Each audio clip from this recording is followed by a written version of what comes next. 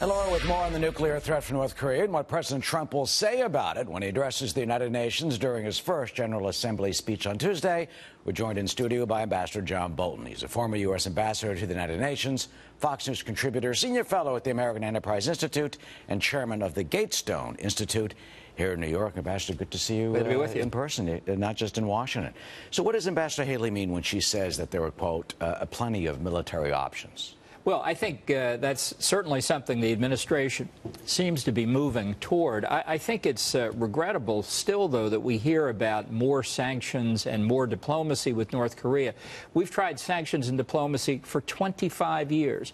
There is no tangible evidence that that strategy has slowed North Korea down at all. And if anything, in the past 6 months, the pace of their activity is increasing. So the idea that we finally found the right sanction or we finally found the right verbal formulation and negotiation to dissuade North Korea from this course it's been pursuing these 25 years, I think is a waste of time. It's delusional, giving the appearance we're dealing with the North Korean nuclear weapons program when we're not. Well, it appears that we will not dissuade them at all, that giving up the nuclear facilities is absolutely non-negotiable.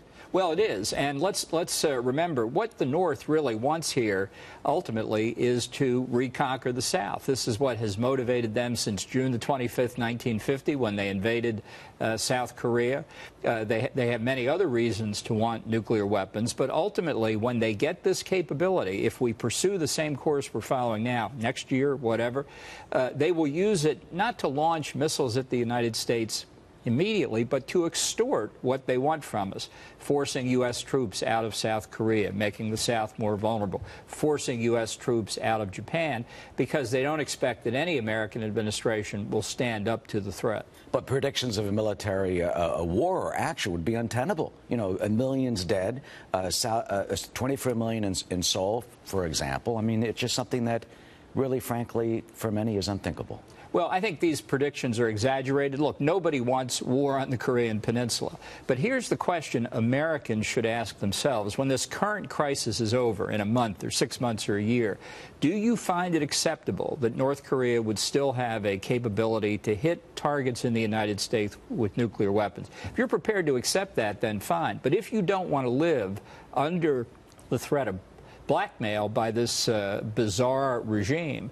And the same question could be applied with respect to Iran. That's why the military option has to be on the table. So what do you expect from the president on Tuesday? I mean, look, there have been 9 Security Council resolutions so far that have not stopped Kim Jong-un. What do you think he'll say to the diplomats? Right. Look, I was there for the first 2. I mean, I've been through this drill, and, you know, the definition of insanity is keep doing the same thing over and over again and expecting a different result. We're not going to get a different result, even after this last missile test from North Korea. So I think the president has to make the case that it's unacceptable for international peace and security to have this kind of regime with these kinds of weapons. Now, we can solve the problem in one of 2 ways. We can get rid of the regime, or we can get rid of the weapons. Since the North isn't going to give them up voluntarily, this narrows and constrains what your options are. It doesn't do the United States or our innocent civilian population any good to blink this problem away and say, let's try one more sanction. Let's try one more conference. It's not going to change anything. You just used the word insanity, and I'm reminded that the president used that word describing the United Nations in an interview with me back in 2005. He said the UN was insanity. Here's some of his comments. I want to get your reaction.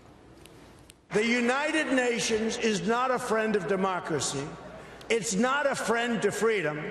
It's not a friend even to the United States of America. It's total insanity. It is either the most corrupt thing going on in the world, which is saying something, or it's one of the most incompetent things I've ever seen. There it is, pretty tough. It's either the most corrupt or it's the most incompetent. It's insane. You think he'll use those words on Tuesday to the diplomats? I doubt it, but we do pay 22% of all those things. That's our assessed share, even more for peacekeeping operations. I think we should move to a completely voluntary system, but I think the president will give what the State Department would describe as an anodyne speech. That is, it won't inflame anybody, and he won't get much of a reaction. When President George W. Bush used to visit the UN to give a speech each this year, he'd refer to it as his annual visit to the Wax Museum because the diplomats just sat there and waited for it to be over.